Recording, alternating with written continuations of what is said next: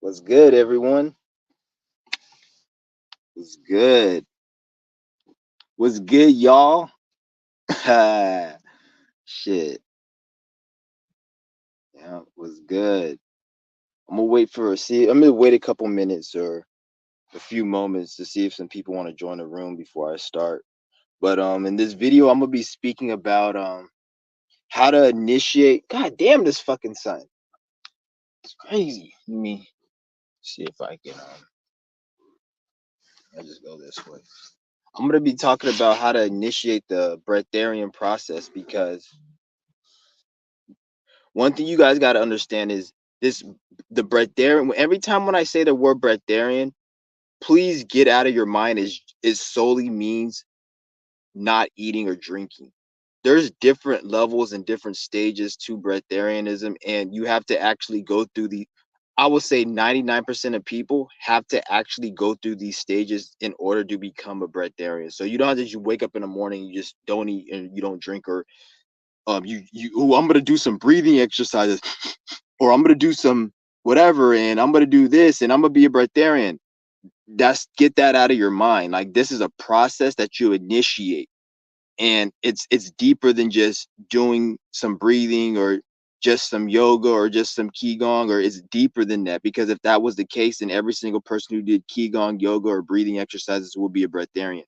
I'm not saying that that doesn't help, but this is a process that you have to initiate, and you initiate this process by training the body through a slow process. So you can't rush this.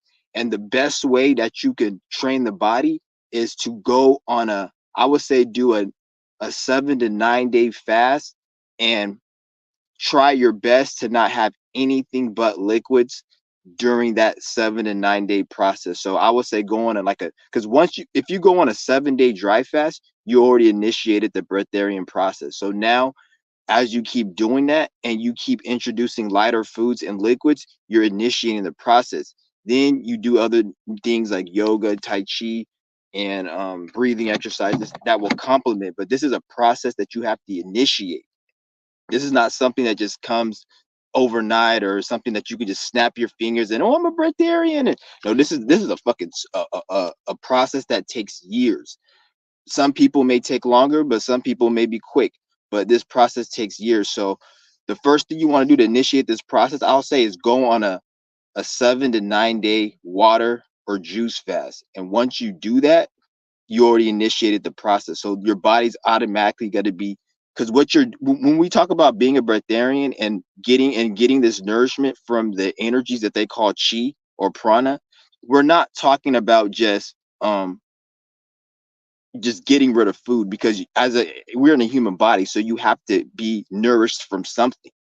What we're doing when we're initiating this process is we're turning off the switch from your nourishment from food to what they call prana or chi.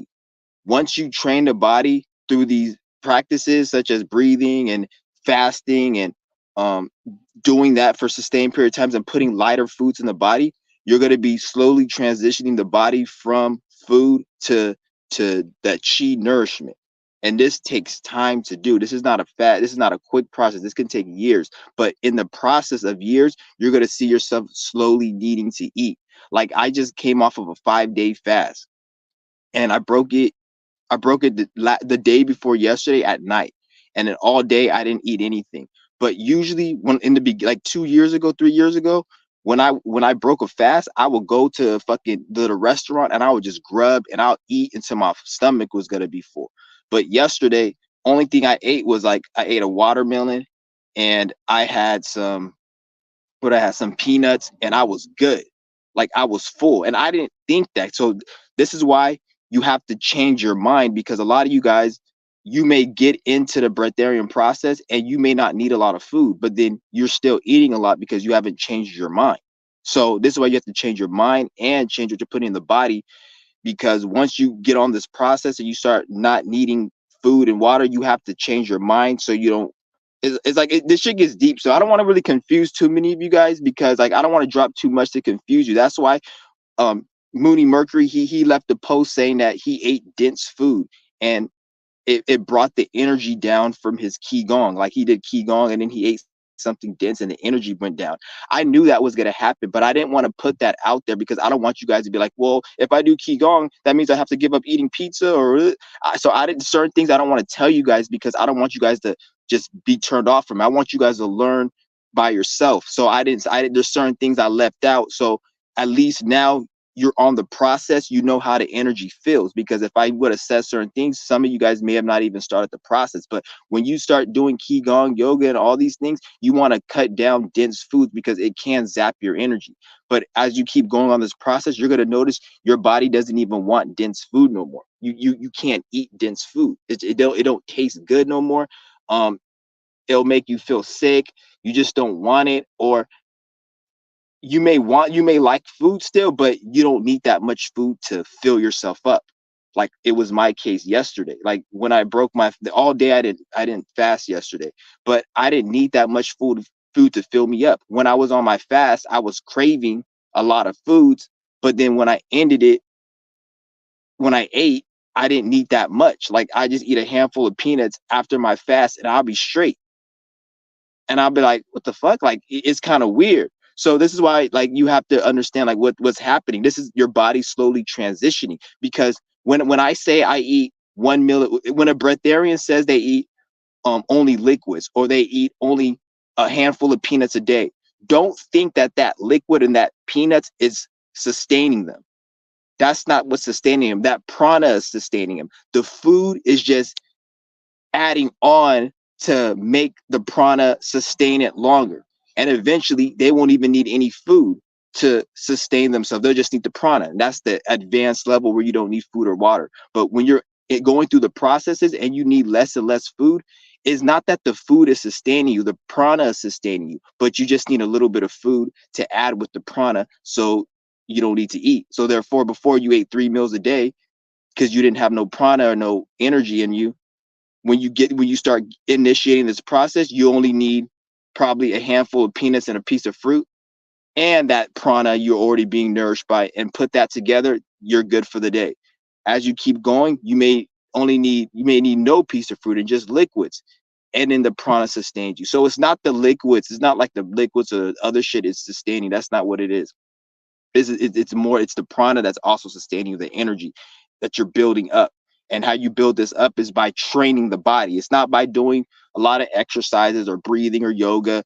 Don't get me wrong, yoga is a thing because yoga helped me out, but at the same time, I know plenty of people have been doing yoga longer than me and they eat more than me. So this was something, for my case, this is something that I was developing in a past life. This is not just this life for me. This is why when I started yoga, my appetite started changing. This is why you see some people, it comes more natural through means, because it's something more going on.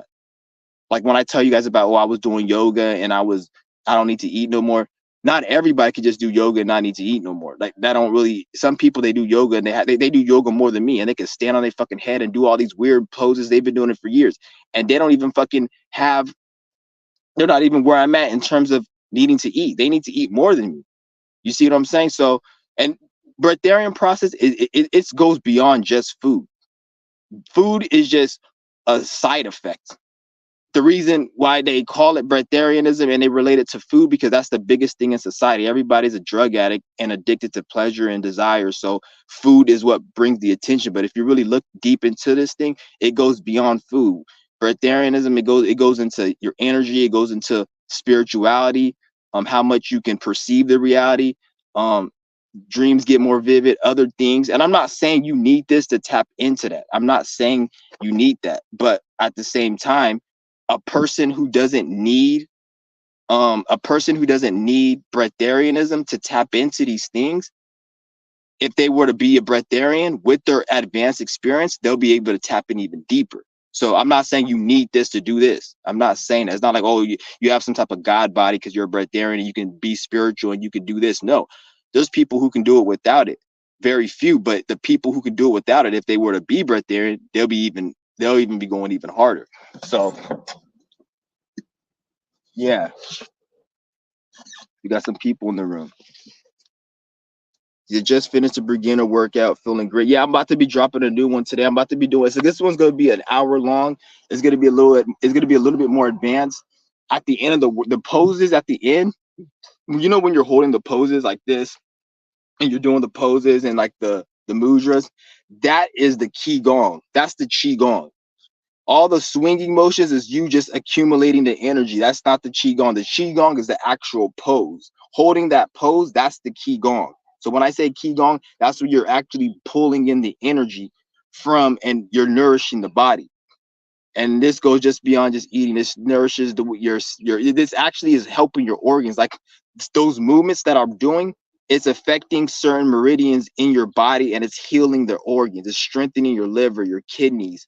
Some people even say like they feel their kidneys itch or feel different, or they feel the organs, because this is actually affecting your organs. This is why I say when you're doing these workouts, don't just do this shit, just don't just do it, make up your own. You can't, this is not something you're, oh, I'm gonna make up my own moves, or I'm gonna do it my own way. No, you have to do it in a certain way, or you can actually cause some damage. Because just like electricity is not good or bad, electricity could power up a city, or it can fry your fucking brains out. Like so that's the same with the key prana energy. It's not just some, it's a neutral energy. So you have to know it's a method to this. You can't make up your own shit, because if you do this the wrong way, especially if you're bringing a lot of energy down to your root chakra area, sacral area, it could cause damage in certain things, and even cause emotional issues like intense anger, and because this is some intense energy. So you have to know, when I do a workout with you guys, don't just do the workout and finish in the middle of the workout. You got to complete the workout. Because I remember I was doing the Breatherian Qigong, and then I stopped in the middle, and I felt, it wasn't pain, but I felt like an energetic pressure in my, it was like, you know how you guys feel the energy from the Qigong? I felt it, but it felt stuck in my head. Like it felt like it wasn't flowing through. So I had to close out the workout, because I didn't do the Qigong at the end. I just did it. So I felt like a kind of a, it wasn't painful, but it was a pressure I could notice in my head. So you have to actually do the workout and complete it and process the energy. You don't want to just do it how you want, because it's not something like, oh, I'm going to do it my way, I'm going to make up my own move, or I'm just going to do this when I feel like. No, you have to do it in accordance to how it's done, because it can be dangerous. They don't really speak about it like that, because there's not that much information, especially on the West. You go to the US, they're trying to not, they don't really want to, they're trying to censor this information. Like I went to Barnes and Noble, because I was trying to look up, see if they had some books on it. There was no books. I didn't see any. They had one on the internet that you could get online, and it was just one book, but they don't have nothing about it. They have a whole bunch of books on yoga though, which yoga is very good and it's very effective. But Qigong, for some reason, they don't have that many books on Qigong. So it's like, so they're trying to censor this. But I even said it on Moody Mercury's post, like, I don't know why they don't have this shit in PE class. Like, you guys took PE, they have you playing fucking stupid shit like dodgeball and rock climbing and all this dumb weak ass shit. Like, why don't they have a session of Qigong in the morning for kids? But they can't do that, because when you start tapping into energetic practices like this starts it can fuck up their system in terms of consumerism and their control over people's desires, because they need people to be in their desires. Once a person knows how to handle their desires, it can really fuck up the way the corporations are allowed to generate revenue. It can fuck up the programming, and when they want to do certain narratives like pandemics and shit, it can fuck that up, because nobody's in their desires. So this was one thing that helps you be able to look at your emotions and your desires and you as a whole from a different perspective. And if they have kids doing this at a young age, kids are they're more programmable. So this is why you don't even hear any mention of this in the West, because it could be a threat to these corporations. And like, because it's all having to do with the corporations and them wanting control over people and their desires, and they can't have that for their system, because it'll affect the taxes and then the production, and the system won't be running the way it's supposed to be running. Because in order for the system to run, people have to be people have to be miserable. That's the whole dollar bill currency is based upon taking from somebody. In order to make money, somebody had to lose money. In order to make money in the stock market, somebody has to lose money. So they can't have people waking up and be smart, because then there will be nobody to profit from. Because this is a vampiric system that we live in. This is why there'll always be homeless, poor people on the street, unless they change the whole system. But even if they change the whole system where that isn't an ability, people running the system will lose power. So it's not everyone really, the way the system works. I don't want to say it has to be like this, but this is the way they want it, is what I should say. Yeah, it was good, everyone. I see everybody in the chat, but this is some real intense shit. I'm telling you guys. Uh, just keep doing the workouts. I'm gonna be dropping another one today. Say, Rosha, your information and perspective refreshing very much. I appreciate it. Thank you, thank you.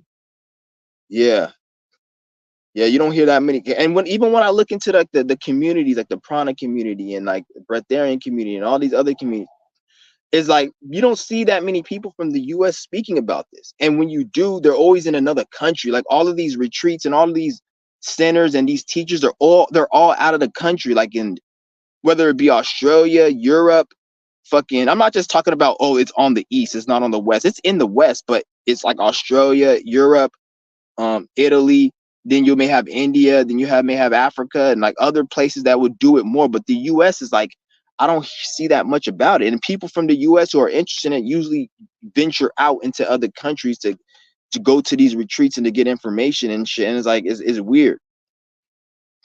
It's very weird. Because these exercises, they strengthen your organs. Everything you're doing is not just for no reason. You're not just moving your hand. They're actually strengthening the organs in your body. But you also want to be putting less dense foods in the body, like so you can maximize the energy for health. Like if you do these exercises and you put dense food in the body, it may make you more keen and aware and give you a little more energy. But at the same time, you want to put, if you fast and you do this, that's the perfect thing, because you're going to really feel this energy and it's going to really take you to that next level. But you have to keep doing it to retrain the body. And as you keep doing it and you keep fasting, you're slowly training your body to switch off the nourishment from solid food then to liquids and to prana. So eventually you're not going to need solid food no more, because that energy channel in your body that needs food, like when you guys go on a fast and you feel sick and you feel tired and you feel stressed, that's not healthy. That's fasting. Fasting is different than breatharianism. Fasting is needed in the beginning, but fasting in terms is mainly for healing something, like you're really sick, you need to heal, or for weight loss. That's what fasting is for. Breatharian lifestyle is actually good. If you're on a breatharian lifestyle and you acclimated this energy, you actually have more energy than somebody who eats. You have more clarity, because that prana nourishment is actually more powerful than food. So anybody who's fasting and they're weak, they don't have their energy channels isn't switched on. Which I'm not saying like don't fast, because you need to fast. In matter of fact, they even tell you within the breatharian process, they say you need food in the beginning. A person, if you don't have food, you can't be a breatharian without food. You have to go through that stage of eating. You learn how to, just like you when you were a kid, you learned how to eat. When you were growing up, they have baby food. They don't give a baby a steak, because a baby's digestive can't process a steak. You see what I'm saying? It can't process a steak. So you got to get baby food. Then eventually, as it gets older, they give you the kids meal. Then eventually you don't need a kids meal. This is why they even have kids meal. Forget the baby food. They even have kids meal. So they're showing you a kid who's like 8, digestive system isn't this. So you got to train yourself to eat. So now, since you guys are eating, we're training ourselves to not eat. So if you can train yourself to eat, you can train yourself to not eat.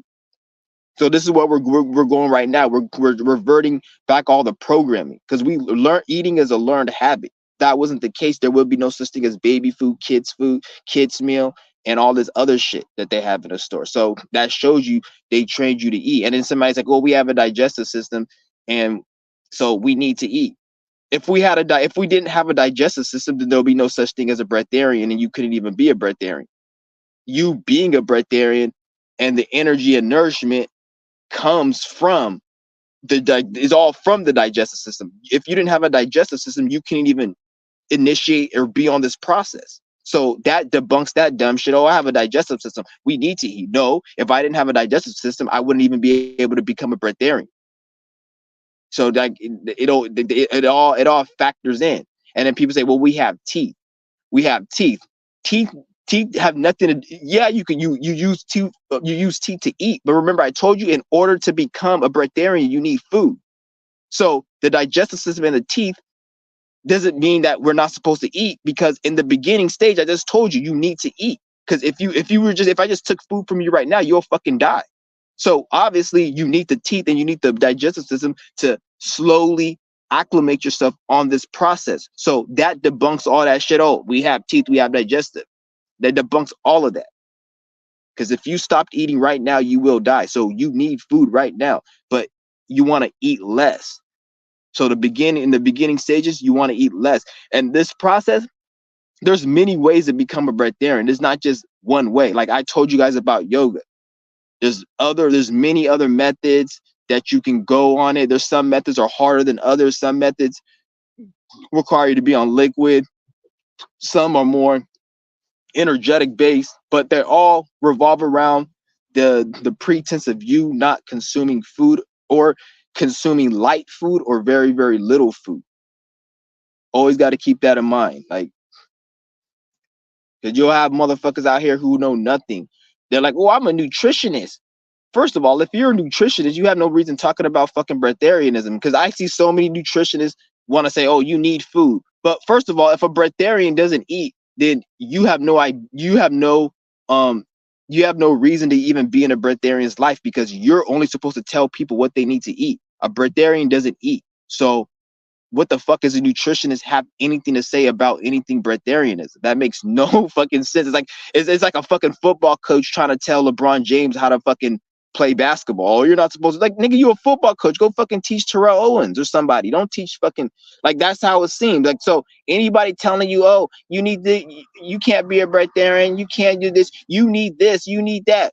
First of all, even if I was eating and I was consuming, everyone can't consume the same shit. You got lactose people, you got people who can't eat, who are allergic to peanuts. So it's like not everyone even can eat the same shit. So who the fuck are you to even tell somebody what they need to eat, and you don't even know what their food allergies are? You don't know what they're allergic to. You don't know their blood type. You don't know any of that shit. Yet you're telling somebody you're telling somebody what to eat. So even if we weren't right there, and you still can't tell me what to eat based on you not knowing my blood type, my allergies, and all this other shit that makes me me. This is why some people are allergic to things and some people aren't.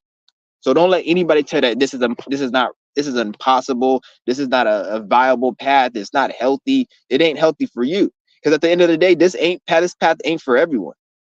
That's another thing. This path is not for everyone. But if it's for you, only you can make that decision. Nobody else can tell you if this path is for you but you. So when I say this is not for everyone, you make that decision. Don't let anybody tell you. Because you notice how, remember they were talking about the food shortage back in 2021, because we're in a different energy right now.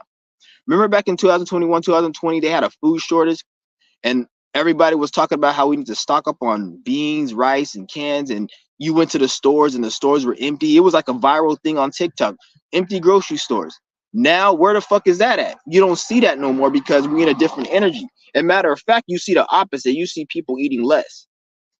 You see people eating less. You see people going on these diets of less consumption. But why do you see all the stores packed with food? You see what I'm saying? Because they switched it up, because they know people are waking up, and then they're like, fuck. So then now they're putting the food back, thinking that people are gonna fucking go and consume now, because they want to kind of try to forget it. But so this is why I tell you, it's all fake. It's all fake. They want this shit is crazy. This shit is crazy. I was just thinking about the other day when I went to go get some juice at the store. I was like, why are all these shelves stocked? Remember, there was a food shortage and people were telling you to stock up on this and that. Now everything is just stocked. And it's like, even people that are sheep, that whether they be in my family or just random people, they're even talking about like not even eating as much and eating less. Like the frequency is different, and they can't have that, so they have to try to switch it up to try to throw the food and make it look like shit is changing, but it's really not.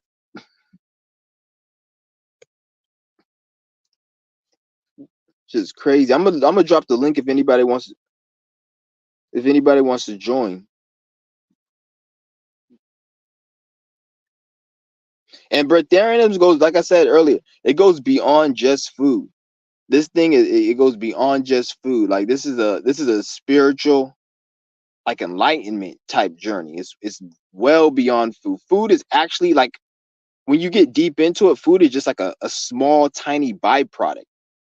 Like you start when you really start getting into this, like a lot of you guys may suffer from depression, anxiety, or just straight up just not feeling good, or just you just don't feel fulfilled in life.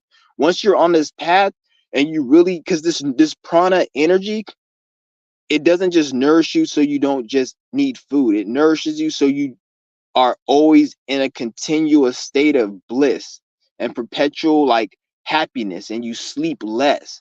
I'm not saying, like, when I say this, a lot of you niggas say, oh, you can't always be happy and shit, because things happen in life. Just because something happens to you in life doesn't mean you have to be affected by it. It's like if you're drinking alcohol, or if you're smoking some hard ass drug and somebody stole your wallet, you're gonna still be angry somebody stole your wallet, but you're still gonna feel that feeling of bliss and feel good. So you'll be able to handle the situation a lot more because you have that feeling of bliss and that feeling of happiness, regardless of whatever happens in your life. So I'm not saying things aren't going to happen. Things are going to happen, but imagine being drunk and off hella pills. I'm not saying do this, but I have to give you an example. Imagine being drunk and off hella pills and losing your wallet. It's not going to feel as bad as if you're sober and you lost your wallet. Once you sober up, then the reality hits you. But when you're on a breatharian path, your reality is that. So things happen to you, but you don't give a fuck about it, because when you're in that state, you're not only able to not care about the external, you're able to manifest a lot quicker, a lot faster, because of the mind you're in. Where the mind goes, the body goes. So like this shit is deep, because you're pretty much changing yourself into a new type of human being. Like you're changing. Process takes a long time because this is on a cellular level. You can't force this. You can't just say, I'm not going to eat food and I'm going to be, no, you got to change yourself on a cellular level, and it's going to come naturally. The correct way to actually do this process is by doing it slow and natural and with no resistance. So when you give up food and you don't need to eat, it's natural. It's like you just, the same way fucking you guys fucking you used to do something that you don't do today. You didn't force yourself to not do that. You just, one day you just didn't feel like doing it. That's how the breatharian process is. It's not like I'm a breatharian that's going around, oh, I'm hungry, I want to eat. Like a lot of people say, oh, you should eat. You should be hungry. Don't you get tempted when people are eating? If you get tempted eh, from people eating and you call yourself a breatharian, you're not a breatharian. Because if anything, once you're on this advanced path, food will actually make you fucking like be repulsed, and it's going to smell disgusting. You're not going to even want to be around people eating. Just even I've heard of people even say they couldn't even be around people eating, because just them chewing in the saliva and all that shit in their food, and the smell of the food was repulsive to them. They couldn't look at people eating, because that's how deep, because you're changing the cellular level of how your mind is. When I broke my 20-some day fast back in 2020, I remember I walked by this hibachi steakhouse. I literally almost threw up because that shit stunk hella bad. But then I got off the path and I started eating. And then I remember like 3-4 months later, I walked by them, like, that shit smells good. So like I would never forget that moment in time. Like, damn, how programmed we are as humans. It's just like when you look at a dog eating, or when you look at a fucking tiger eating an antelope, that looks disgusting to you. But in the tiger's brain, it's delicious. So as a human being, once you raise yourself to be more than a human being, you look at human actions as disgusting. Once you raise your consciousness to that level, you look at things that human beings do as disgusting. That's literally how deep this shit gets. And you'll know, and all you guys who have problems with no fap, you'll notice the pranic energy, this nourishment energy, it will get rid of that, because it will not, it won't, it will tame your sexual desire. So all those fetishes and all that nasty shit and the porn, it will get rid of that. So your sexual desire will be more healthier. So you won't be as attracted to all this shit, that, because a lot of attraction has to do with mental illness. Like when you see niggas who are like attracted to like these fat women, like SSBBW, or you see niggas interested in pedophilia, or they like fucking animals, or they like fucking scat, like they like to rub shit. That's because it's a mental illness. They're not really attracted to that. They just have a mental illness. So it plays out, because where the mind, if your mind is in a low spot, that's just when I see men that are attracted to shit like SSBBW, or like fat women extremely, or like scat or pedophilia. They have a certain look, and they act, and they have a mental illness. I've never met somebody who's attracted to a fetish that's disgusting, but they don't have a mental illness. Usually it comes that fetish that they're attracted to, or that nasty sick thing, that such as pedophilia, it comes with a mental illness such as depression, anxiety, or anger. It comes with some type of mental illness. So when you're doing the pranic energy, it's actually cleansing all of that to reshape your mind. So that shit ain't attracted to you no more. Attractive to you no more. Bestiality, all that nasty shit. That all goes with mental illness. That's not just a normal attraction. Like you guys think that, oh, I'm attracted to women, and the same way I'm attracted to women is the same way somebody's attracted to a dog. No, you being attracted to women, that's a natural sexual thing. But when you're attracted to dogs, children, or extremely fat, disgusting, or weird type of shit, that's usually come with a mental illness. And once you start cleansing certain mental illness, you'll start seeing how those, you're not attracted to those things as much no more.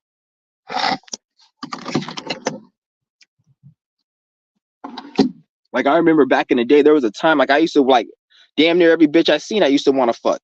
Don't matter, fat, skinny, whatever. And then like as I started doing the yoga, this was years ago, but as I started doing the yoga, because I wasn't doing qigong back then, I was doing the yoga and I was just working on myself. I noticed like the attraction wasn't like that. I needed somebody who actually looked a certain way, that looked good. Like that's what I'm saying. This shit gets deep. So any of you guys that have any of these no fap issues, because the point even tell you, porn will develop certain fetishes in you, and certain things when you were like 8, 9 years old, you didn't like that shit, but then now you like the age you are right now, and then you look up all this other porn and shit because you develop those sexual attractions, because the porn, it creates those fetishes and mental illness. So if you can create it, you can take it away. So this is where the qigong, the nourishment, and all that shit comes in, because it cleanses all of that negative, those negative energies that create those thoughts and feelings that make you attracted to that shit. Because all sexual fetish and attractions and bestiality and all that pedophilia comes with a mental illness.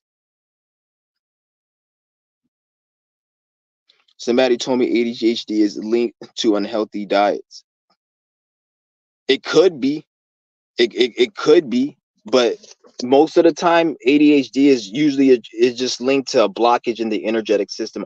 All disease and mental illness is all from an energetic blockage. That's it. It's nothing that they say diets and shit. Every diet is unhealthy, especially now because they poison in the fruits. There's nothing you can get in the US that isn't poison.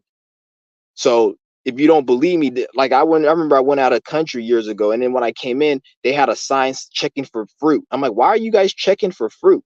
What's the point of checking for fruit? It's like because they don't want certain fruit to come in the country, because certain fruit has certain healing properties that they don't even produce here. Like there's certain bananas that they don't allow in the US, certain types of herbs and fruits, because the herbs and fruits that they have in the US have all been tainted and been chemicalized, and it's a certain way. So when you start bringing shit in the country from other countries and it hasn't gone through an FDA process or it hasn't been looked at, they don't even know what it is. So this is why like anything in the US you're eating is unhealthy. There's no such thing. That's why I say, I'm not saying don't eat, but the best you can do is eat light and eat as less as possible. Because each year they're gonna be poisoning the food more and more each year, because this is an attack on the food. Eventually they're gonna come out with 3D printing food. And what 3D printing food is nothing but a bunch of chemicals, plant-based chemicals such as corn, soy, wheat, and just cheap chemicals, cheap plants that they make in a lab, and then they cut it, make a concoction, and then they mold it into 3D printed food. And then they give it flavoring to make it taste like whatever they need to taste it, make it taste like. They already do it on a certain level. Like when they have like Cheetos, like that's nothing but corn and a bunch of chemicals. But then you have Cocoa Puffs. Cocoa Puffs is nothing but a chocolate Cheeto because it's the same thing as corn, but they just, instead of putting cheese in it, they put chocolate in it, and then they put a little other chemicals. Instead of salt, they put sugar. So now you're eating a chocolate Cheeto, which is a Cocoa Puff. It's to say it's nothing but corn, but then they put chemicals and a whole bunch of coloring to give it, so it's all the same shit. But 3D printed food is going to be even more. It's going to be it's going to be even more processed than what you have right now, because the whole, it's not going to be, it's going to be using a machine to actually make the food, whereas at least with the other junk food, it was still a machine, but it wasn't as using that, it wasn't as bad as what they're going to be coming out with. And that's why all the diabetes, all the diseases, they're going to be skyrocketing because people eating this shit. That's why it's good to just not consume a lot of this bullshit, because especially the junk food nowadays, the junk food nowadays is not even the same as it was 10 years ago. I will say 5 years ago is not the same. You guys even say it smells different, the food's smaller, it doesn't taste the same, because they're putting more filler chemicals in it. They're slightly testing it out, like they're testing out they're testing out how much chemicals they can put and make it and see how much people notice the difference. So it was just a safe bet to just not eat anything at this point, or not gonna say don't eat anything, but just consume less. And if you can get organic, get organic. But even the fruit, vegetables, all of that shit. And even when we want to, even if you want to say the food is perfect, you grew your own food and you didn't get it from the government, all food creates mucus. We're in 2024 right now. We can't sit here and just keep pandering and catering. We got to wake up to this fucking truth. All food creates mucus. This is why when you go on a fast and you eat some fruit, you start coughing up mucus. At least that's what happened to me. Um, I remember I ate some watermelon and I was coughing up mucus. I'm like, what the fuck? Because all food has mucus. So it's like it it's and not only that, anytime your digestive system has to work, it's causing damage. So when you're eating something, your body digests it. It causes, this is why old people get sick. Like I hate when people say, "Oh, you're old and you're sick." Old people, the only reason an old person is sick is because they've been living a life of damage to the body longer than somebody young. So if I'm 70 years old and if I've been eating and consuming a bunch of junk, obviously I'm going to have health complications as for somebody who's in their 20s. This is why they say they'll say you get prostate cancer around age 40. But prostate cancer is just the prostate swelling up and it's getting bigger. But by the time you reach 40, it reaches a point where you actually feel the complications of it. But when you're 20, when you're in your early 30s, when you're in your late teens, that prostate and that disease is growing. But by the time you reach around the age 35, 40 is when all of those things that are growing start affecting you. This is why they say around 35, 40, you want to get checked up and you start developing illness and sickness. It has nothing to do with old age. It's just it takes a certain amount of time for disease to grow and to flourish in the body. And around, usually if you're eating junk food as a kid, around the age of 40 is when disease starts flaring up where you can feel it. So age has nothing to do with sickness. You guys need to understand that. Has nothing to do with sick. That wasn't the case. You wouldn't see a bunch of kids who in the St. Jude Hospital sick with disease. You even see people in their 20s, some of them sick with disease and shit.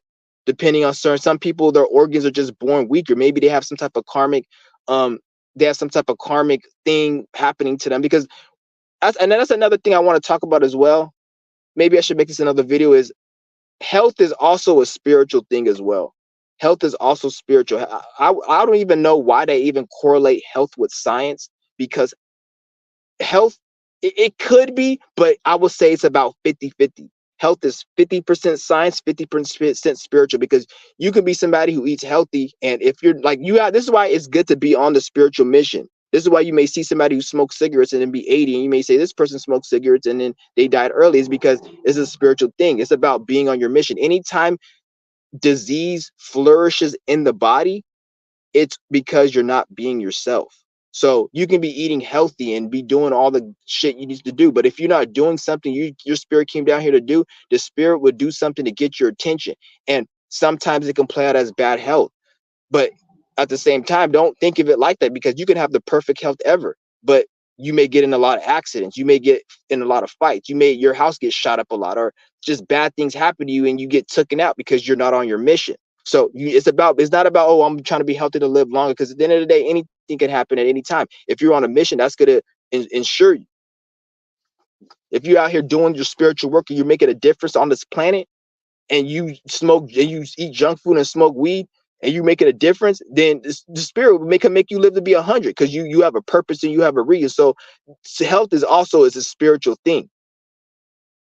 This is why you may see, you yourself may be like, I'm healthy, I do this and that, but why do I feel sick? And this fat fucking does, you see, because it's all a spiritual. You have to be on your spiritual mission, but when you're on your spiritual mission, then you end up superseding everybody and everything, because everything, the same way you were looking at it like it's unfair, motherfuckers gonna be looking at you like, how is this guy being able to do this? And it's gonna be, the roles are gonna be reversed. He's like, Nilo, he's like, how's it going, Chauncey? What's good with it? And then Nilo said, makes sense. We manifest all our organs for the inside out. Exactly. And when you were even when you were making your organs in the womb, like that those organs, the way you were making it was from that prana and that chi. Yeah, your spirit obviously controls it, but the prana and the chi is the physical version, because the spirit has to play out through the physical. The physical version of that is the prana and the chi, which your organs manifest from that. You see what I'm saying? So that's the same energy, and that's what they call conjugal chi, which everybody has within us. This is how you see some people, like you remember in high school, you may see somebody who just in high school and they just have a lot of energy and they're just charismatic and they're just loud, and then you see the nerd who just kind of like pale and kind of like soft spoken. The other person may have a little bit more innate chi.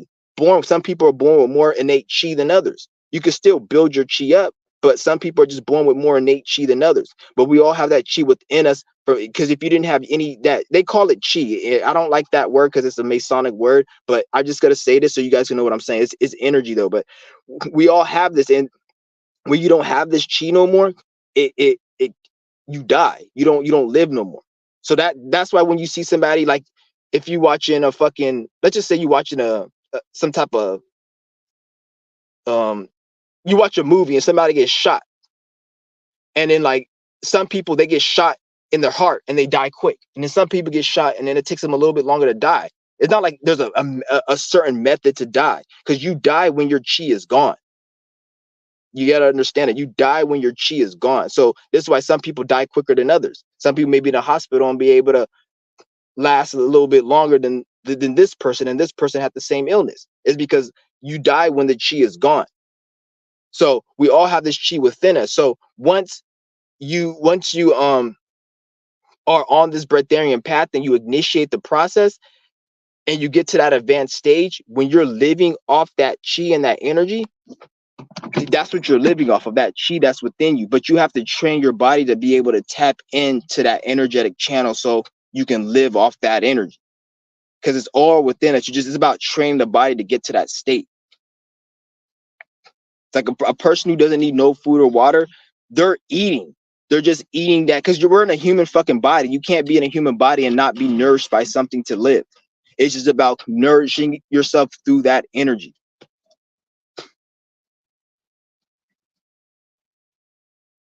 Yeah, it's a very, don't complicate this at all. This is very simple. This is very simple. You can complicate it if you want and still get the same results, or you can simplify it and still get the same results. It's up to you how you want to do it, which I know a lot of you guys don't want to complicate. So this is why, if you're trying to initiate, because the reason I want to make this video, because a lot of you guys may think that this is far-fetched, this is impossible, this is too much. How the fuck can you do this? You can't do this, and you coming up with all these conclusions and these thoughts. Get that out of your mind. We're in a new time right now. Anything is possible. This is possible.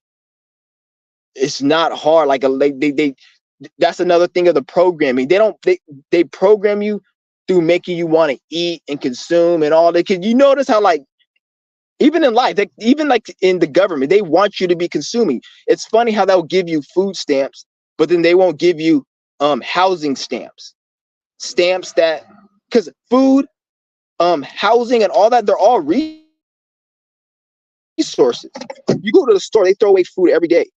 You guys see how much food that doesn't get bought and gets thrown away. You guys like, who's going to eat all this? They throw away food every day. So food is a resource. Housing is a resource. Wood, bricks, all those are all resources. So why is it that so quick to give you food stamps, but they don't have something called housing stamps? Or if you want to get into housing, is because it has nothing to do with them not having enough money. Because if that was the case, then they wouldn't give you no fucking food. Because food is a resource, just like wood, bricks, air conditioning, and all that. The reason for that is because they want to kill off the people. This is why they have a lot of junk food and not a lot of produce food. This is why they're quick to give you food stamps. You go to the homeless shelter, they're willing to, you'll be all these people, oh, I'm going to go feed the homeless. Why don't you go give them a place to stay? Because it's the programming. Every time they talk about helping the homeless, you notice how they always correlated with food?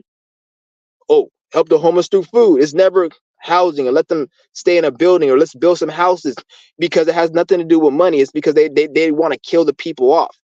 Especially the time we're in right now, in the next 30, 40 years, everyone, over 80% of people, I don't know about the percent, but majority of people are going to be old. So therefore, they're not going to want to pay everybody Social Security. So they're going to steal that, and they're going to find ways to not give you all your Social Security. So they want to kind of depopulate everyone to not make them reach that age. So they're not going to give you housing to sustain yourself and everything. They're going to give you a bunch of food stamps. They're going to make you think you're helping a homeless. I'm not saying don't help the homeless, and homeless don't need to eat, but why do they center that helping the homeless solely based on just food? Let's go feed the homeless. They'll give you free food left and right.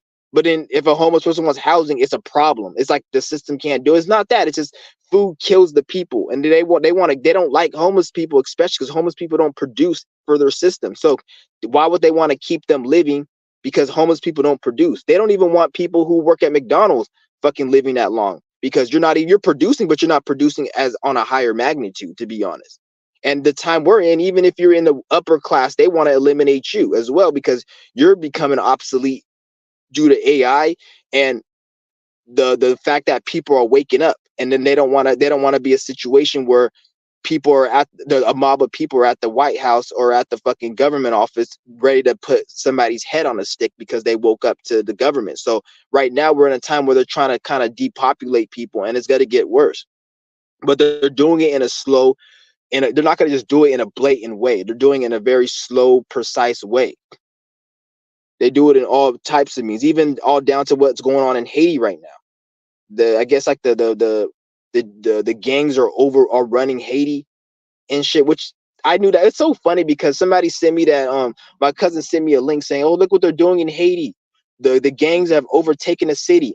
And I swear to you guys, I said, I wonder how long the USA is going to let that nigga play dictator. Because anytime you see a city being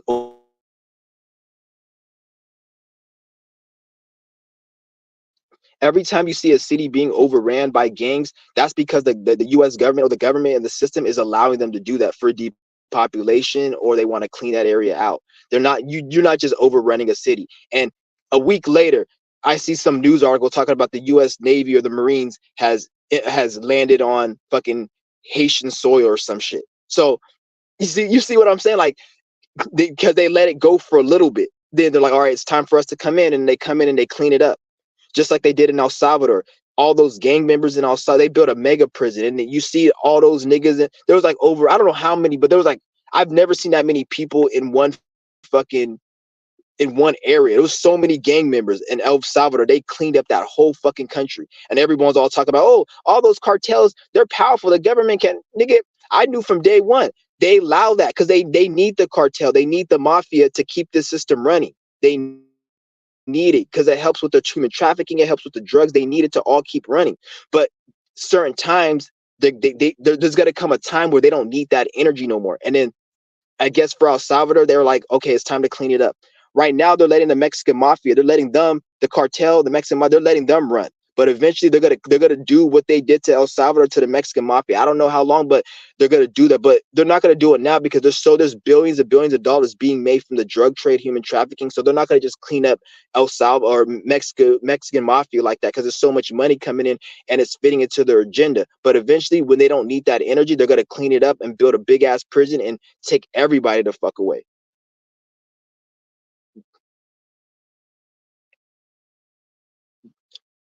Somebody said, I'm gonna read your comments right now. Is the chi connected to the individual purpose, or you make chi is not connected? Uh, Chi has nothing to do with um the individual purpose. The chi is something we is a tool that we use to enhance what we already have.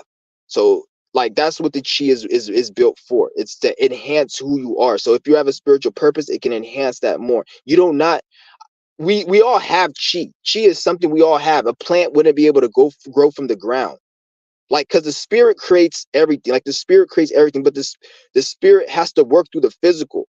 So the chi is part of the physical. The chi is nothing like it's some magical. It's a physical thing. You can actually measure it with scientific instruments. The aura and the chi. So it's a physical thing. So you was your question? Is the so our individual purpose is something we have within us that we do, and then the chi it helps aid us and can attain that a lot quicker or smoother and get to the where we're trying to go. But that's as far as it is. It's nothing like I won't even want to say it's spiritual. Anything spiritual you get, because if that was the case, then every breatharian or everybody who's using chi will come up with the same conclusion. There's people who are on this pranic breatharian path longer than I was. There's people that I'm learning from and that I look at who are breatharian and I know more than them on a spiritual level. But so how do you explain that? They can't. They'll probably watch my videos and say I'm deep. You guys will probably watch me and watch them, be like, how do you know more than this person? And he's a breath. It's because it has nothing to do with that. But at the same time, it can help if I were to get the chi, it will enhance and boost what I already have. But you don't need it. But it's like a tool that can help you. Is it okay to be on a water fast for temporary first time antihistaminics? Is it okay to be on a water fast for temporary first time antihistamines prescriptions? You're saying a water fast while taking prescriptions? To be honest, I'm not sure. Like, I'm not gonna tell you to get off your medicine because a lot of you niggas are probably thinking like I speak about health and I'll tell somebody to get off their medication. I've been on medication, so I know how it feels to need medication for mental illness. So I would not tell nobody to get off their medication because there is a reason they have medication. Yeah, it's not good in prescription, but I've been at a low sunken place where I needed medication. There was a time before I started doing yoga and qigong or yoga, because I just started doing qigong not too long ago. But there was a time before I started doing yoga that I needed medication. And even when I started going to the chiropractor, which was my first stages, I was on medication. But eventually I didn't need the medication and I got off. But I never just cold turkey quit because depending on how bad your mental illness is, you may need that medication to sustain you. But if you have to have medication, I will say hurry up and try to get your energy channels unblocked so you don't need the medication. Do it as fast as you can because you need to get off that medication as fast as you can. But you don't want to just cold turkey it because if you need it, because if you just go cold turkey it, it'll make you worse. So all I gotta say is do what you can. Try to maybe because when I was on medication, I'll be able to go off my medication for about 3 weeks before I start feeling massive symptoms. So I would say if that's your case, get off the medication, maybe go on a fast for 2 weeks and don't take the medication. And maybe when you start feeling the symptoms come back again, then get back on the medication. But usually if you need medication to sustain your mental stability and your health, that means you have an energetic blockage. That means you need to be doing yoga, qigong, and be fasting regularly And if you do that regularly, you should not need that medication over the course of time. So that's what I would tell you. At least go like a few days, 3, 4 days, don't take the medication. And if you feel like in those 4 days you need it, then get back on it and try to do the fast with the medication. Because at least at that point, you're not putting that much shit. Your digestive system isn't working as hard.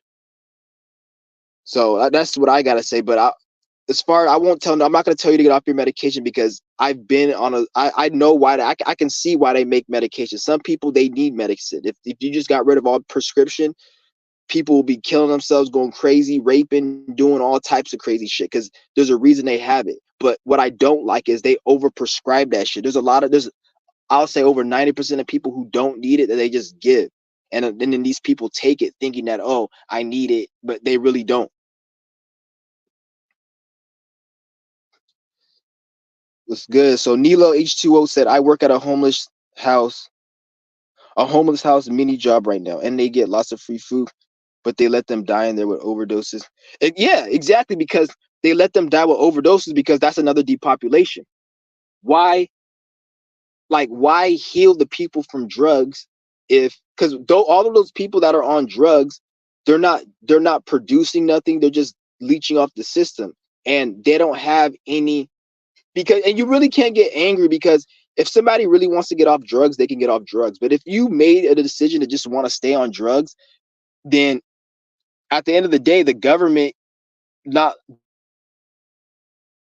doing nothing about it is actually doing them a favor because that's their decision. If you don't want to be on drugs, then stop taking the drugs. There's people every day who don't take drugs, but at the same time, they're doing this because it's part of depopulation. Why spend money to heal?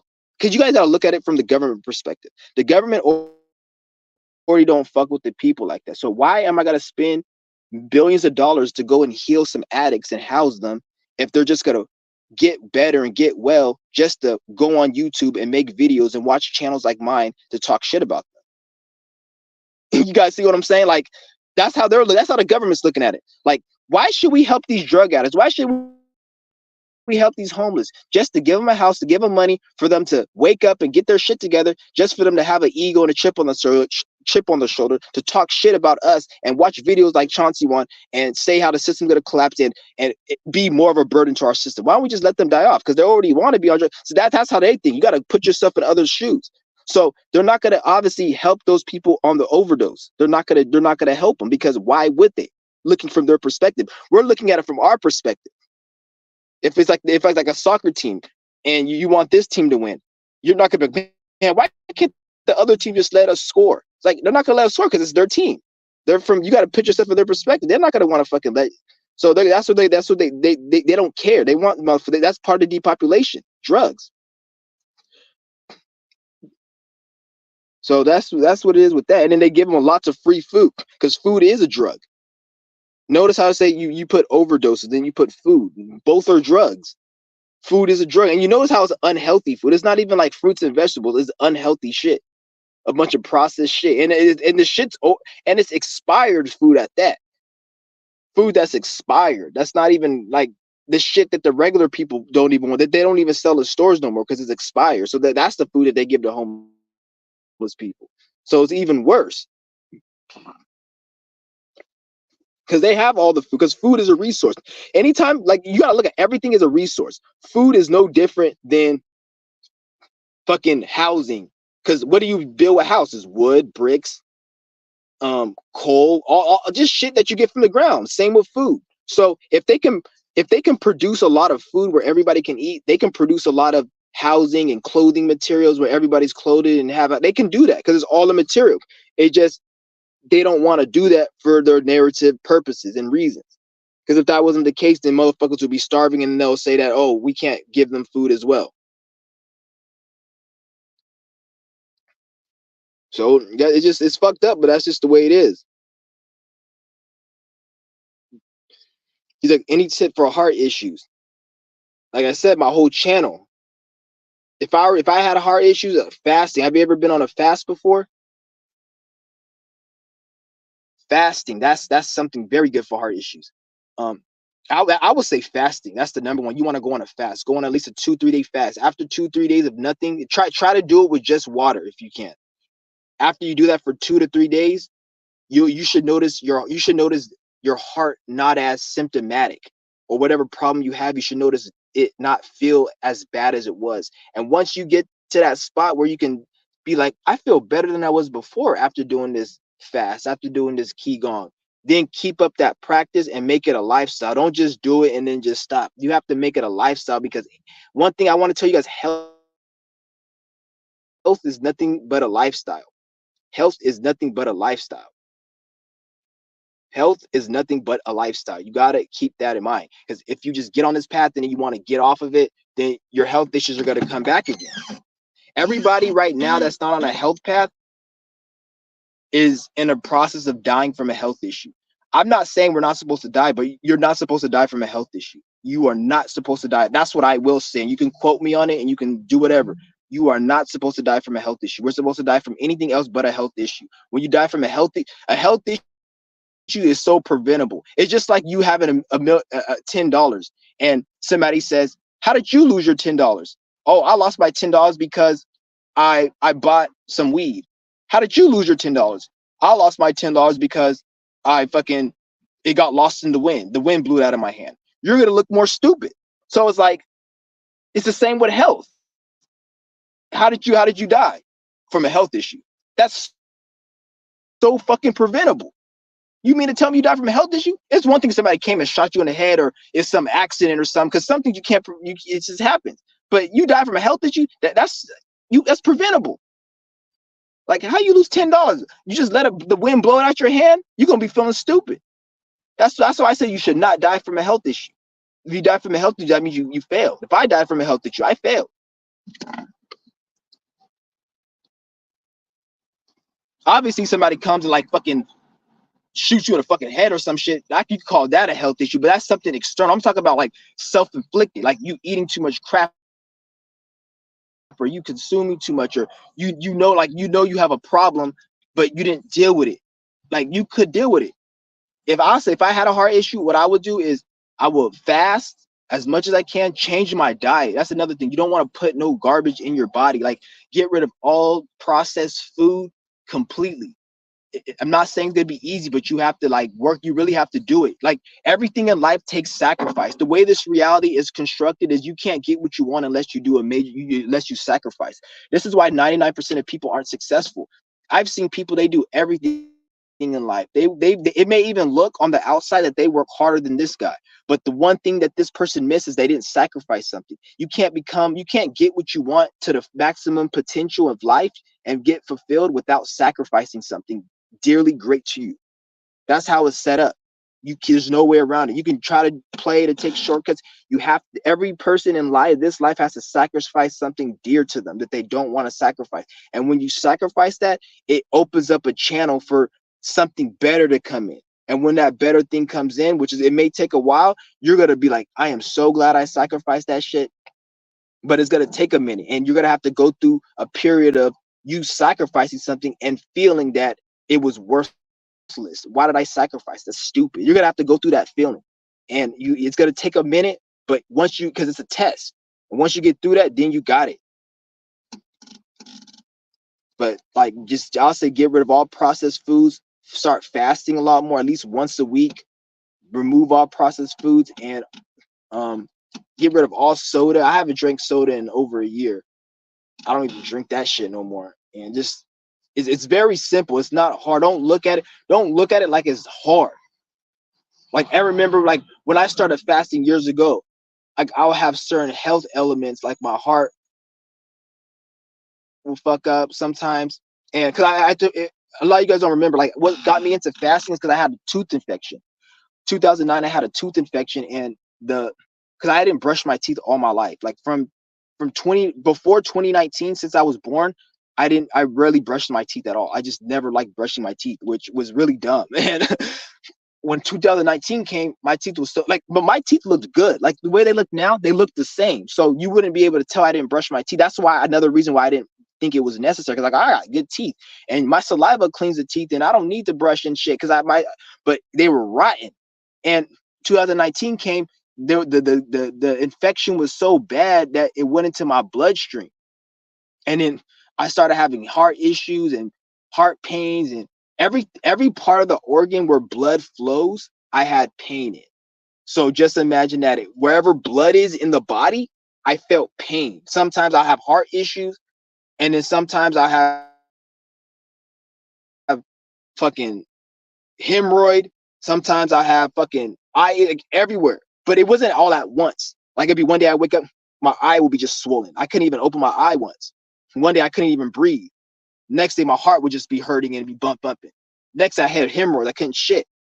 But it's like it just kept switching. It's because the blood infection, it's called something called sepsis. It's a blood infection that infiltrates the body and attacks every organ where blood flows to. So I had that bacteria. So I went to the doctors. They're all telling me, "Oh, it's because of this. We need to give you heart medicine. You need to give you hemorrhoid medicine. Then we need to give you eye medicine." Like they were treating it in an individual, wasn't holistic.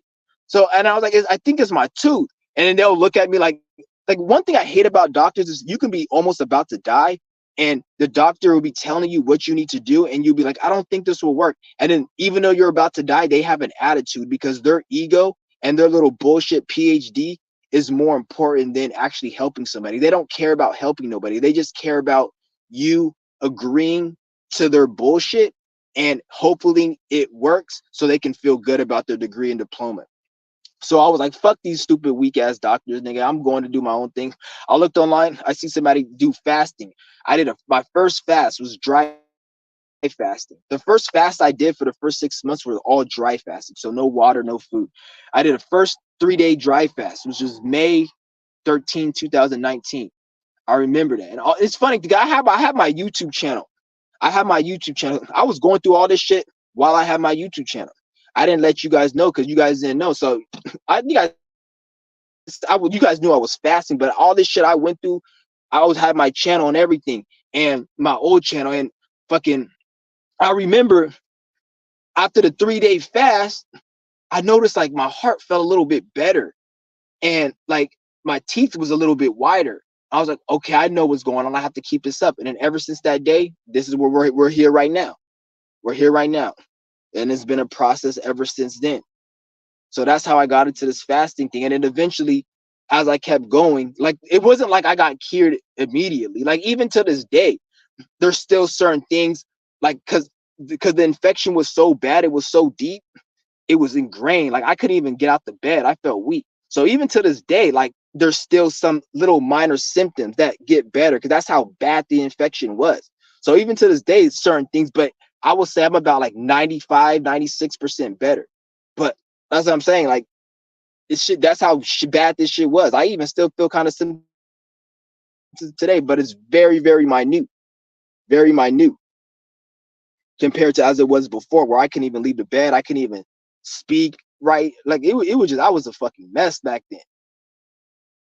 And the thing is, I don't even remember because this process of healing, of health, is so slow. It's like watching a kid grow up to be an adult. You don't see them grow, but like they're growing.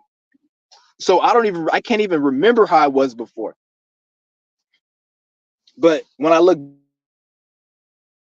back, I'm like, damn, I came back a lot. Like there's certain problems I used to have. Like I used to have major Tourette syndrome and a whole bunch of other headaches that disappeared. And just recently I was like, I remember I used to have this. I don't even remember when it disappeared, because that's how slow this process can be at times, depending on who you are. I'm not saying it's going to be like this for everyone. Some of you guys just got to do a 20-day fast and you straight.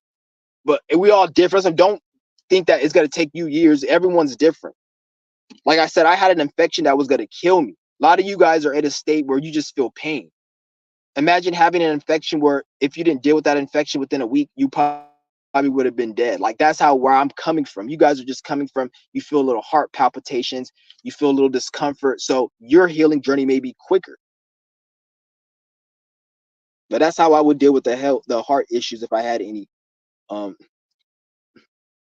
As far as, you probably even look up certain herbs as well, because I'm not going to tell you guys don't take herbs. Herbs are good, but only take a herb if you're going to heal a problem. Don't take a herb as a daily regimen. That doesn't make no fucking sense. If you're sick, like I remember I told you guys the tooth aid. Where is it? Well, I'll show you guys the teeth aid, the thing to help with if you have bacteria. That's a herb. I had my tooth that helped me with my tooth infection as well, taking that herb as well as fasting.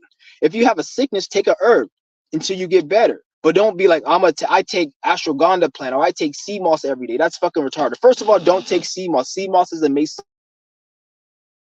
psyop program operation created by the government to poison people. I know somebody, he said he took sea moss and he went to the hospital and had an infection. And a lot of you guys may say, well, I took sea moss and nothing happened to me.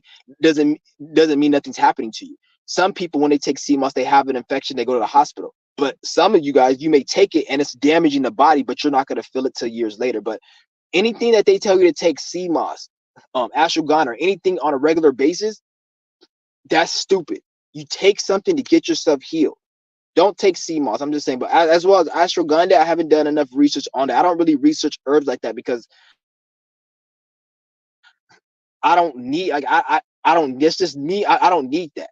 That's not for me. I don't need that because at the same time, when you start tapping into herbs, that's still government control. Government controls commerce. So you still got to buy these herbs. You still got to go in. Hopefully, they're getting them from a good source, and like it's still like they can still control that. And even if it's from somebody that you know it's a good source, how do you not know one day the internet can shut down and you can't get that herb shipped? Or they just say they ban it, they ban herbs for whatever reason, or there's a shortage of it, or the producer can't get it no more. There's so many. You don't want to be dependent on that stuff. This is why it's good to be dependent on healing self. And the easiest, and a lot of you guys may say, well, fasting is hard. Fasting. This is why you want to get your life, get the lifestyle to the point where it's natural to you. The more you fast, the more easier it is. The more you um the more you do qigong, yoga, and you stretch and you fast, the more it becomes a natural thing to you. If you just your first time doing it, obviously fasting is going to be stressful for you.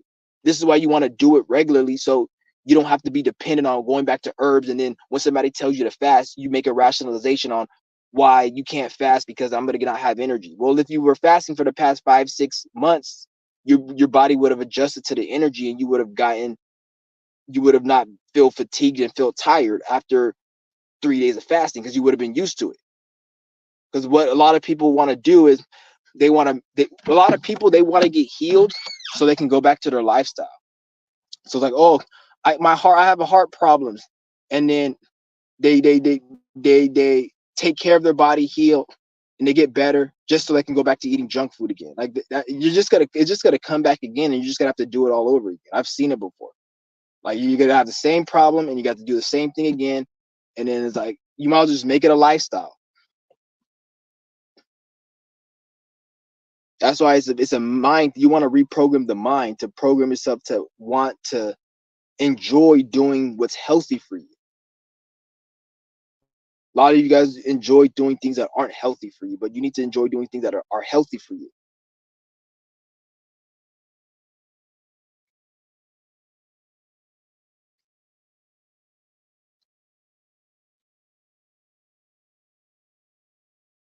What's your take on gaining weight in a healthy way? Um, I know you guys may not want to hear. It depends. Like if you anorexic, then you need to just eat whatever you can to get up. But if you're not anorexic and you just want to gain weight, then there is no healthy way to really get big.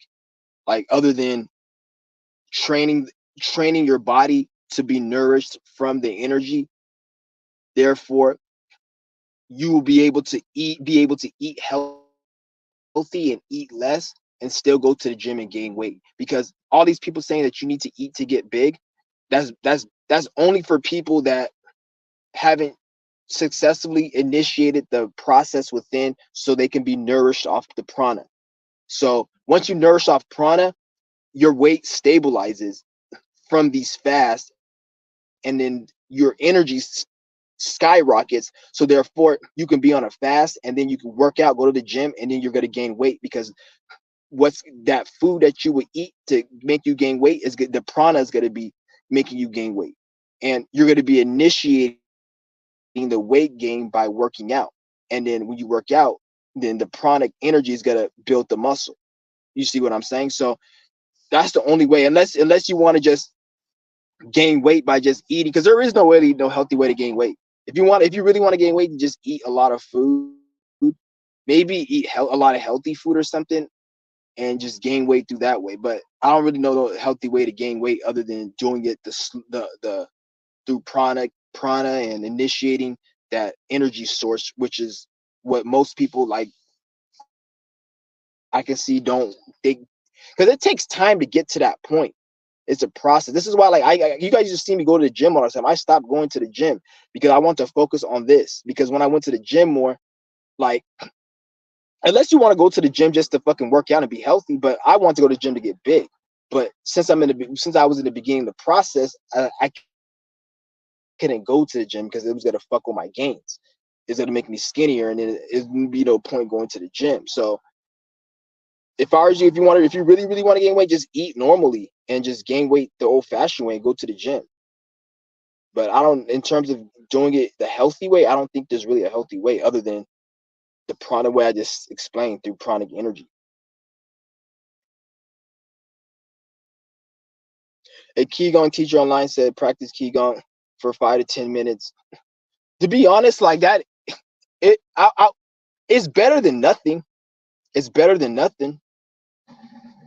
To be at 5 to 10 minutes is better than no Qigong. So I'm not gonna hate on him because at least it's gonna get you trained. But this is another reason why I told you everybody who does Qigong does, just because they do Qigong doesn't mean that they're really know what the fuck they're doing. Because there's a lot of people who do Qigong, but they still eat junk food. They still are sheep. They're still bots. And that's why it's more than just the Qigong. You got to really, it's your intention behind it and how, because there's different levels. Anybody doing 5 to 10 minute Qigong is probably some beginner stuff. But the real deep Qigong takes mastery, it takes time, it takes years. Because on a deeper level, the way I look at it, you should at least be doing, if you're trying to build up this energy and develop mastery, you should at least be doing Qigong for, in the beginning, at least an hour a day. I would say an hour a day. A lot of you guys are busy, so an hour a day, at least an hour a day, do Qigong, an hour a day minimum. It actually, in the beginning, I want to say an hour a day. I say let's do 35 minutes a day, but pretty soon you should be working yourself up to at least over an hour a day of doing Qigong. 5 to 10 minutes is good though. I'm not gonna hate on 5 to 10 minutes, because in 5 to 10 minutes you can feel good and everything, and eventually you can work your way up from there. So 5 to 10 minutes now, and then maybe in the next 10, 15 years, or 10, 15 months, whatever, year, few months from now, you can take it to the next level and do an hour. So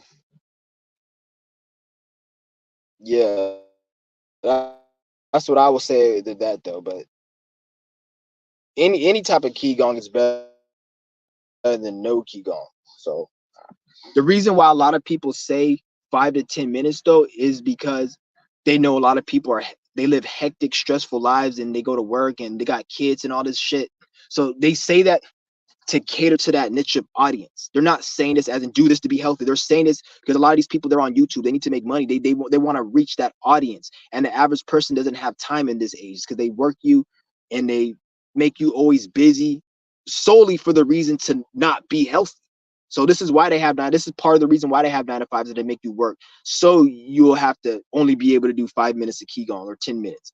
So when you see somebody saying this, they're saying this for the reason to hit that niche audience who's really busy, who they don't have time out of the day. So they kind of construct a formula for people to do it. That's the only reason. There's nobody that's telling you to do 5 to 10 minutes of Qigong a day and telling you you're going to be a master at it. And no, that's not what it is.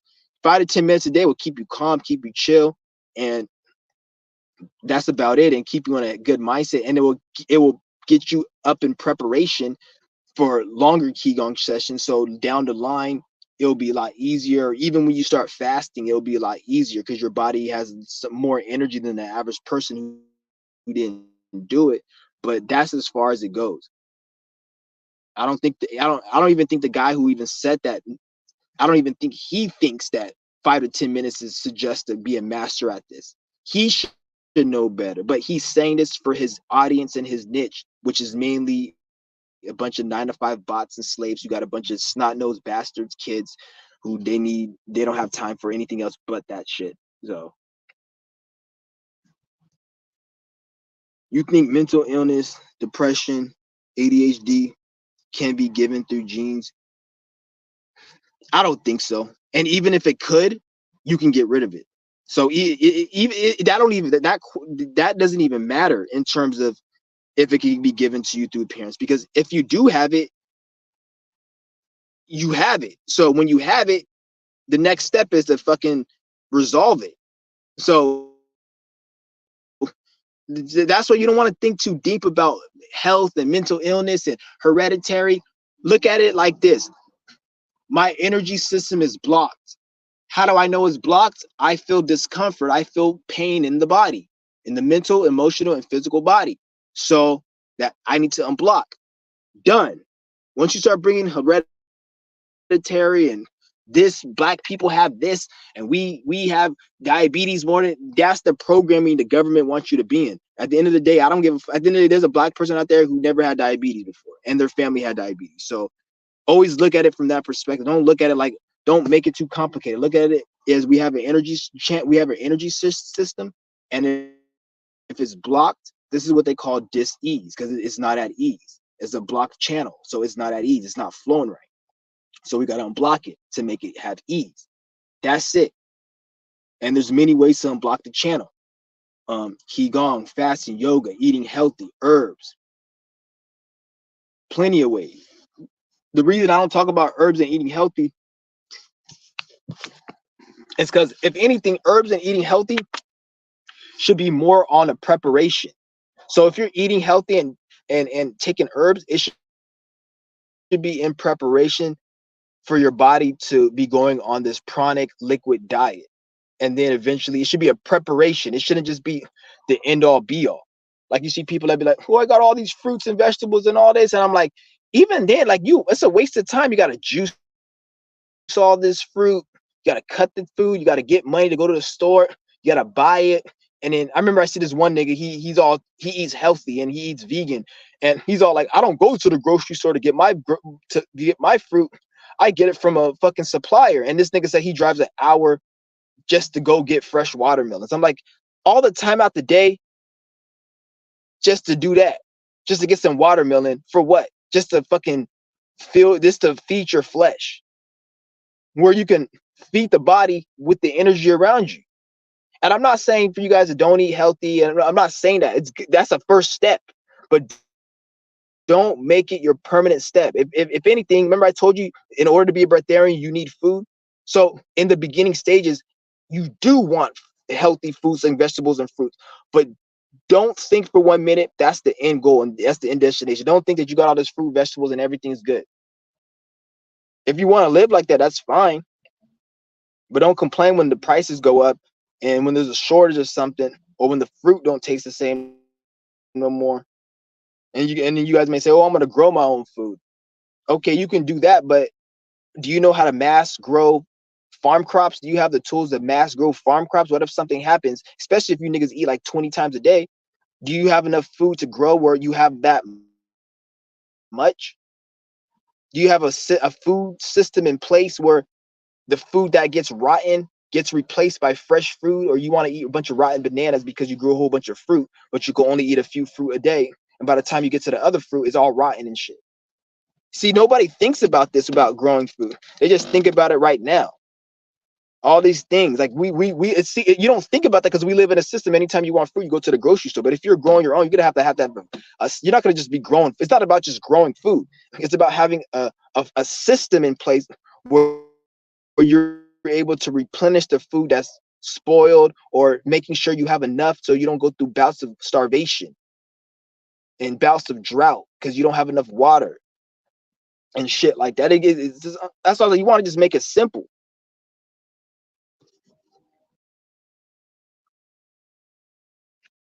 You want to just make it simple.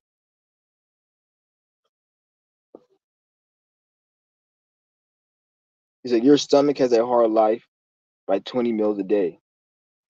Even 3 meals a day, your stomach has a hard life. 3 meals a day. That's the reason why you see a lot of these older, like I said earlier, you see a lot of these old people with disease. They like to make it be like, oh, it's this disease, it's this, but most of the diseases people have is because their body has been working for so many years, digesting food. Imagine if you were eating 3 meals a day for 70 years. You're bound to have some problems in the digestive system. And if it's junk food, that's even worse. At least if you're gonna do that, at least regularly go on a fast. Like maybe go on a fast once a month at the minimum, twice, 3 times a month for like 2, 3 days to at least continue to cleanse yourself, so you can at least add some type of lifespan if you're gonna do that. But like I said, like this is why this brings me back to the spiritual aspect. If this is why we as spiritual beings need to do the work. So therefore, when our spirit evolves, we can create better technology bodies, so we won't have organs that are so weak that by eating a pack of Oreos, my fucking arteries get clogged. All of that stupid shit, like little fluoride hurting my teeth and killing me and all. It's good to not eat it, but the main root cause is our spirits was in a low spot and created weak organs that can't sustain the fucking the energy our bodies can't sustain because we created weak organs. So this is why you want to, this brings me back to the spiritual aspect of things, of growing our spirit and raising awareness, so when we die we can create better bodies and better organs, better technology, so we have a body that can sustain the debris and the matters of the environment a lot better than these bodies can.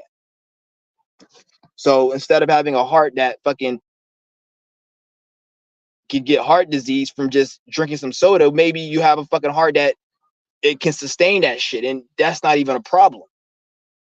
But at the same time, you can also look at it like maybe this is just a test. Our body was created to be weak like this, so we can learn discipline. We can learn how to take care of ourselves. And once we pass this test, then we'll be able to develop stronger bodies where we won't need to do these tests no more and worry about shit like what's consumed. You see what I'm saying? So, but that's a whole deeper topic. I don't really want to get into that.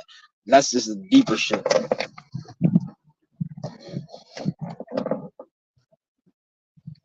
But I think I'm gonna end this live stream, guys. I'm gonna come back either today or tomorrow, and I'm gonna be doing a Qigong, Breatherian Qigong workout. Probably today or tomorrow. I'm hoping I can do it today if I have time. I hope I can do it today. If not today, then tomorrow for sure. And then yeah, I'll let you guys know how that is. But I'm gonna end this live stream right now. Peace.